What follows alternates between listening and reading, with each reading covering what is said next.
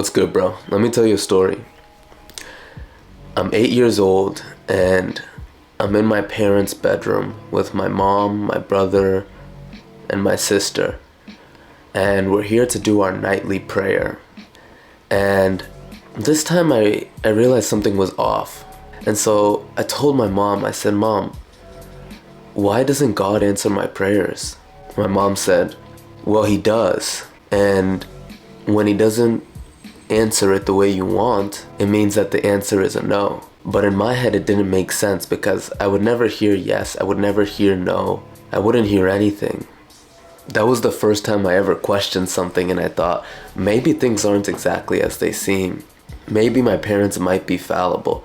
Because to me, even as an 8-year-old, this response didn't make much sense. Because when my parents told me yes and when my parents told me no, I knew it, I could feel it. They were a physical being that was here, that I could see, that I could touch, that I could experience, that I could listen to. One of the major problems that people have, the major problem that you might have, is you don't actually think for yourself. I've been reading this book recently.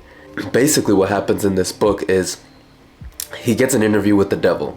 And in this interview, he talks to the devil and he's like, "What kind of manipulations does the devil use?" And the devil uses manipulations of the mind. So what he does is he induces people into states of fear, because when people are fearful, they're not thinking logically or rationally, they're thinking out of their emotions. And the greatest motivator isn't desire, it's fear. Fear of loss is a greater motivator than desire for gain.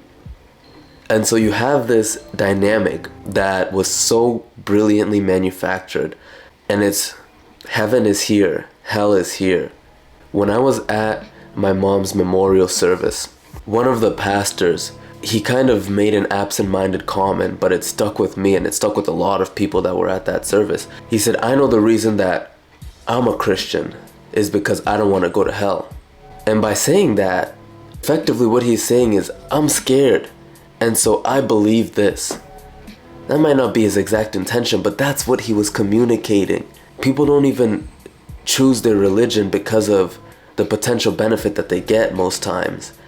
They choose it because of the potential downfall that might come, which is eternal damnation.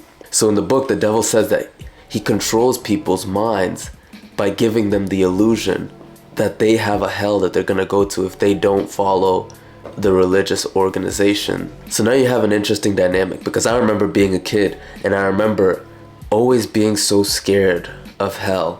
And heaven seemed cool, but hell was like, you don't want to go there. And so I had that feeling too of, I'm a Christian because I know at the end of the day, I'm trying to avoid hell as much as possible. I don't want to be burning forever, never dying, always feeling pain. People are scared of pain, when in reality, pain is one of the greatest teachers. It teaches you not to do the wrong thing. It teaches you not to screw yourself over. It teaches you not to ruin that friendship. It's pain that gives us the most valuable lessons.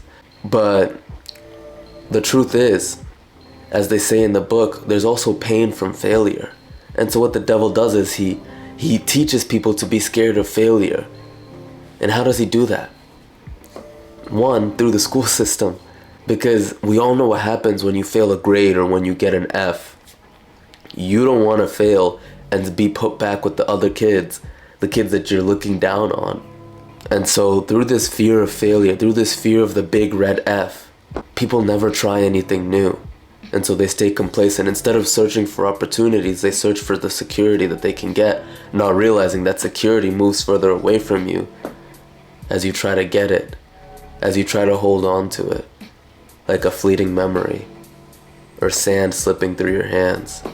So it's hard for me sometimes because I try to help people to kind of wake up, and it hurts when you see somebody in a situation that they can get themselves out of, but because of their belief system, because of their mindset, because of literally what's in between here, they can't get themselves out of something that is just a box that's their own creation. It's a prison that they've created and they've fostered.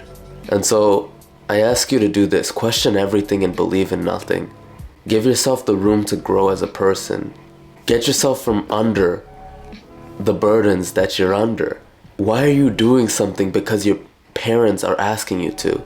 And I'm not saying parents have bad intentions, but if you're in school and you know that your end goal is not to just be in a dead-end career, but you want to make your parents happy, don't you realize that your parents would be happier if you were successful in your own right rather than successful in theirs?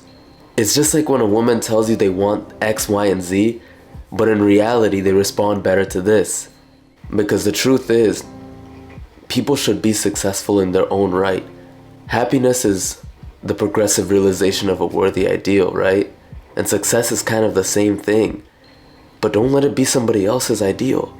If the only reason you're in school is because your parents want you to have a degree, you have to see beyond that, because what they want is not for you to have a degree, but for you to have a degree of happiness and success in your own life.